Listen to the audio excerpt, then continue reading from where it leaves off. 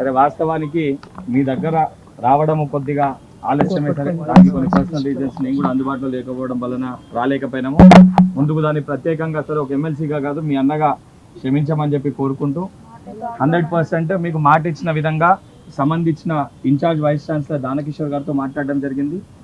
Already ఈ విషయము CM గారి దృష్టి కూడా వెళ్ళింది. వారు ఆదేశించి లేదు వెళ్ళు స్టూడెంట్స్తో మాట్లాడు, ఆడ ప్రాపర్గా ఇష్యూ ఏందో మీతోటి కమ్యూనికేషన్ చేయమని చెప్పి ముఖ్యమంత్రి గారు కూడా చెప్పారు, మీతో డిస్కస్ చేయమని చెప్పి. వారు చెప్పిన విధంగా మీ దగ్గరకు వచ్చి ఫస్ట్ వైస్ ప్రిన్సిపల్ గారితో మాట్లాడి సంబంధించిన అధికారులతో మాట్లాడి ఏ రకంగా చేస్తే సమస్య పరిష్కారం అవుతుందని చెప్పి చర్చించడం జరిగింది.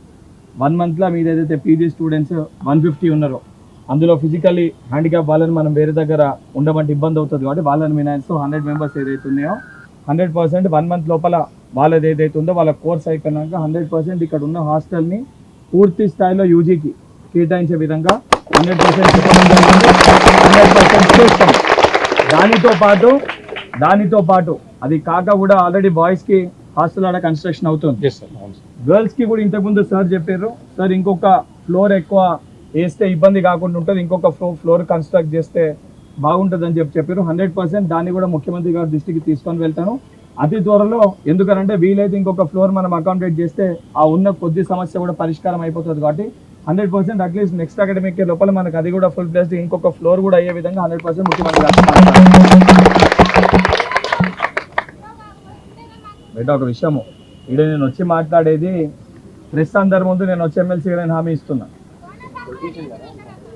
నేను పోయినసారి ఎమ్మెల్సీ కాదు బేట, పోయినసారి మన ప్రభుత్వం లేదమ్మా, పోయినసారి మన ప్రభుత్వం లేదు. ఎవరు కూడా బహుశా పోయినసారి ఇటు వచ్చి మాట్లాడలే, ఎవరు కూడా అఫీషియల్ కమ్యూనికేషన్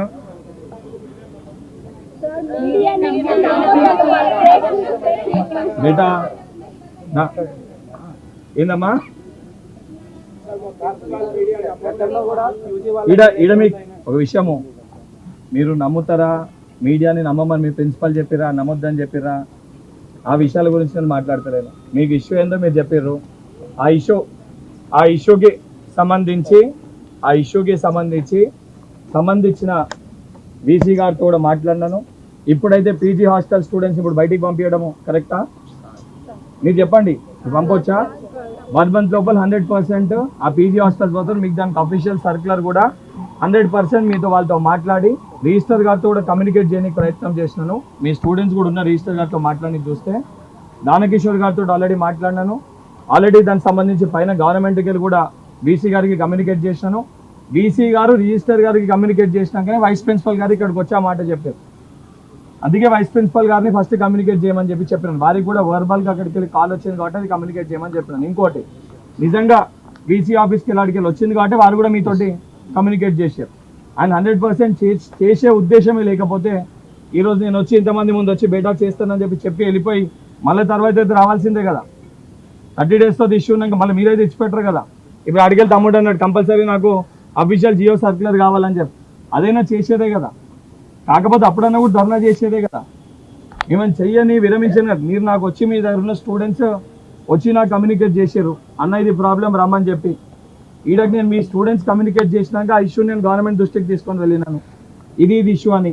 దానిపైన అసలు హాస్టల్ కెపాసిటీ ఏంది, దానికి సంబంధించి ఏంది, ఏమేమి ప్రాబ్లమ్స్ అని అన్నీ కమ్యూనికేట్ చేసినాక నిన్న రానికి వీలుగా కాదు ప్రాపర్ ఇన్ఫర్మేషన్ మొత్తం కమ్యూనికేట్ చేసుకొని అష్యూరెన్స్ తీసుకొని మీ దగ్గర రావాలి కాబట్టి ఆలస్యమైంది. లేకపోతే నిన్ననే వస్తుండే. నిన్నొచ్చి వేగ్గా నేను చెప్పిపోయి తర్వాత ఇష్యూ రిజాల్వ్ కాకపోతే ఇబ్బంది అవుతుంది కాబట్టి అవన్నిటినీ ప్రాపర్గా కమ్యూనికేట్ చేసి మీ దగ్గర రావడం జరిగింది. అండ్ మీరు అన్నట్టు 100% చేయలేకపోతే ఇవ్వకపోతే లాస్ట్ టైం ఏం ప్రాబ్లం ఏందో నాకు కూడా తెలుసు. లాస్ట్ టైం వచ్చి అష్యూరెన్స్ ఏమంటే గవర్నమెంట్ అడ్డుకెళ్ళి ఎవరూ రాలే, ఒక్కరు కూడా మాట్లాడలే. లాస్ట్ టైం సబితాంత రెడ్డి దగ్గర పోతే కూడా మాట్లాడలే. లాస్ట్ టైం కేవలం ప్రిన్సిపల్ గారు వచ్చి 50-50 అని చెప్పి వర్బల్గా ఫోన్లో చెప్పారు, 50% యూజీకి ఇవ్వండి 50% పీజీకి ఇవ్వండి అని చెప్పి వర్బల్గా చెప్పారు. లాస్ట్ టైం ఇష్యూని పరిష్కరించలే. కానీ ఈరోజు చాలా స్పష్టంగా ప్రిన్సిపల్ గారు వైస్ ప్రిన్సిపల్ వారు కాదు, గవర్నమెంట్ తరఫున ప్రతినిధిగా నేను వచ్చిన. సరే మీకు బల్మురి వెంకట్గా తెలిసేమో కానీ గవర్నమెంట్లో నేను ఒక శాసన మండలి సభ్యుడిని. సరే మీకు మీ అన్నని, కానీ గవర్నమెంట్లో కూడా అధికారికంగా ఒక పాత్ర పోషిస్తున్న శాసన మండలి సభ్యుడిని. 100% మీ ఇష్యూ రిజాల్వ్ ఏదైతే మీరు అన్న సర్క్యులర్ కూడా బీసీ గారితో రిజిస్టర్ గారితో మాట్లాడి నెక్స్ట్ ఇయర్ పీజీ స్టూడెంట్స్కి అకామిడేషన్ అనేది ఉస్మానియా యూనివర్సిటీలో ఉంటుందని చెప్పి ఎందుకంటే మీకు వాళ్ళకి అక్కడ ఉంటుంది, ఇక్కడ అకామిడేషన్ ఉంటుంది అని చెప్పి యూజీ స్టూడెంట్స్కి ఉండే విధంగా సర్క్యులర్ కూడా 100% ఇప్పిస్తాను. అది అఫీషియల్ సర్క్యులర్ కూడా కమ్యూనికేట్ అవుతుంది. ఓకేనా? మేమేదో వేగ్గా చెప్పనీకో లేదా లేదు బయట అని చెప్పి మాట్లాడుతుంటే వచ్చి మాట్లాడేసి వెళ్ళిపోతుండే. లోపల ఫస్ట్ కమ్యూనికేట్ చేసి మీ దాకా రాకపోతుండే కదా. అండ్ మీతో కొట్లాడి బయట ఇష్యూ సివియారిటీ ఏందో, ఇష్యూ ప్రాబ్లం ఏందో నాకు కూడా తెలుసు. ఇది మీరు తెచ్చుకున్న ప్రభుత్వం, ఇది ఈ గవర్నమెంట్ మీరు తెచ్చుకుర్రు. మీరు అందరు కలిసి మీ తల్లిదండ్రులకు చెప్తేనే గవర్నమెంట్ వచ్చింది. మన గవర్నమెంట్ మన సమస్యలు పరిష్కరించడానికి సిద్ధంగా ఉంది అని ఒక నమ్మకాన్ని ఇవ్వడానికే నేను డైరెక్ట్గా మీ దగ్గరకు వచ్చిన. మీకు అవసరం లేదు ఇట్లా డైరెక్ట్గా చేయాల్సింది. మీరు డైరెక్ట్గా మమ్మల్ని వచ్చి అడగొచ్చు. మేము ఎక్కడున్నా నిన్న వాళ్ళ చెల్లెలు వచ్చినట్టు అన్న ఈ ప్రాబ్లం ఉందని మీరు వచ్చి అడిగితే మీరు రోడ్ ఎక్కి ధర్నా చేయాల్సిన అవసరం లేదు. డైరెక్ట్గా సంబంధించిన డిపార్ట్మెంట్ దగ్గరికి నేనే తీసుకెళ్ళి మాట్లాడిపిస్తా. మీరు తిట్టినా, మీరు ఒకటి రెండు మూడు మాటలు అన్నా దానికి మేమేమి తప్పుగా అనుకో. ఎందుకంటే మీకు హక్కు ఉంది, ఆ రైట్ మీకు ఉంది మమ్మల్ని అడిగేది. ఎందుకంటే అధికారంలోకి తెచ్చింది మీరు, మీకు 100% అడిగే రైట్ ఉంది. ఆ రైట్ ఉంది కాబట్టి అందరి ముందు వచ్చి నేను మీకు మాట ఇస్తున్నా, చేయిస్తాను. చేయించకపోతే చెల్లెళ్ళందరూ నేను వచ్చి వీళ్ళంతా మీ బ్యాచ్మేట్సే కదా, మీతో పాటు ధర్నా చేస్తోలే కదా. నాకైతే ఏమి ముందు పరిచయం కూడా లేదు కదా. వాళ్ళు రాగానే వాళ్ళకి మాట ఇచ్చే కదా మీ దగ్గరకు వచ్చింది. 100% మీకు నెక్స్ట్ 2 డేస్లో మీకు ఆ సంబంధం 2 డేస్ కూడా సాయంత్రం లోపలనే వస్తుంది. కానీ నెక్స్ట్ 2 డేస్ ఎందుకు చెప్తున్నట్టే మళ్ళీ సాయంత్రం ఆమె ఒకరిద్దరు ఉంటారు. ఏది ఉద్దేశపూర్వకంగా ఈ ఇష్యూని రెచ్చగొట్టి రాజకీయ లబ్ధి పొందుదామని కొంతమంది ప్రయత్నిస్తారు. కాబట్టి 2 డేస్ లోపల అని చెప్పి చెప్తున్నా. రిజిస్టర్ గారితో మాట్లాడితే వీలైతే ఈవినింగ్ వరకు రిజిస్టర్ గారు ఆఫీస్కి వస్తే మీ దగ్గర ఉన్న స్టూడెంట్స్ ఒకరిద్దరిని తీసుకెళ్లి రిజిస్టర్ గారితో మాట్లాడి అఫీషియల్ కమ్యూనికేషన్ వీలైతే సాయంత్రం లోపల నేను కూడా చేయిస్తా. క్లియర్? ఇంకా మీకు ఏదైనా డౌట్స్, క్వశ్చన్స్ ఉంటే అడగండి. ఇంకోటి, ఇంతకుముందు అడిగిన అన్న నాకు అఫీషియల్ నోట్ కాలేదు, గవర్నమెంట్ ఎండుకెళ్ళి నేను వచ్చి అఫీషియల్గా. ఇప్పుడు నువ్వన్నా నేనన్నా కూడా మీరు అందరు కొట్లాడింది ఇష్యూ రిజాల్వ్ కానీ, సమస్య పరిష్కారం కానికే కదా. ఎవరు చెప్పారు? ఎవరు చెప్పారు? నీకు అదే చెప్తున్నా. సబితా ఇంద్రారెడ్డి గారు ప్రిన్సిపల్ సార్ తోటి వచ్చి చెప్పించారు. గవర్నమెంట్కి వెళ్ళి సబితా, నేను ఉన్నా కదా రోజు, నేను ఉన్న రోజు ఇక్కడ ధర్నాలా. ఇదైతే సీటు తొలగించిన వాళ్ళు ఉన్నారు కదా, అమ్మాయి ప్రైవేట్ హాస్టల్కి వెళ్ళి బయటికి వెళ్తుందో ఆ ఆవేశంతోనే ఇక్కడ ఉద్యమం పుట్టుకొచ్చింది. వాళ్ళ పరిస్థితి ఏంటి? ఇక్కడ మరి సర్కులర్ వచ్చేంత వరకు ఒక 2-5 డేస్ వారం అన్నారు కదా మీరు.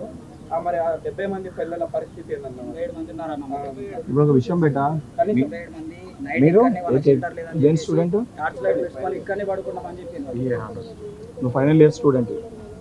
ఇప్పుడు స్టూడెంట్స్ నీకు ఇష్యూ రిజాల్వ్ కాకపోతే నువ్వు అడిగిన క్వశ్చన్కి నిజంగా పరిష్కారం కాదు అని చెప్పి, నిజంగా ఇష్యూ పరిష్కారం కాకపోతే నేను అసలు సీఎం గారితో కమ్యూనికేట్ చేసి ఇవన్నీ అష్యూరెన్స్ తీసుకొని వచ్చి ఫస్ట్ థింగ్ చెప్పాం. నువ్వు అన్నట్టు ఈ 2 డేస్ ప్రాబ్లం ఏంటన్నా, 2 డేస్ సర్కులర్ అన్నా ఎట్లా 1 మంత్ వరకు మటుకు ఆవిడున్న పీజీ స్టూడెంట్స్ అయితే వెకేట్ చేయడానికి చెప్పనీకి రాదు. ఎందుకంటే వాళ్ళకు కూడా మాకు మీ మీద నమ్మకం ఉందన్న, నమ్మకం లేదని మేము మాట్లాడట్లేదు. కానీ ఇప్పుడు ఏదైతే పిల్లలు ఉన్నారో మా వాళ్ళు అడ్జస్ట్ అవుతామని చెప్పేసి ఆ రోజు నుంచి మా వీసీ కానీ మేము ప్రిన్సిపల్ కానీ ఇప్పుడు ఉన్న రూమ్స్ అడ్జస్ట్ అవుతామంటారు. ప్రజెంట్ అడ్జస్ట్ అయిన తర్వాత వాళ్ళని పీజీ అన్న మేము ఒక్క రూమ్ అక్కడ వాళ్ళని కూడా కేటాయించండి సార్, మాకు కావాలని చెప్పి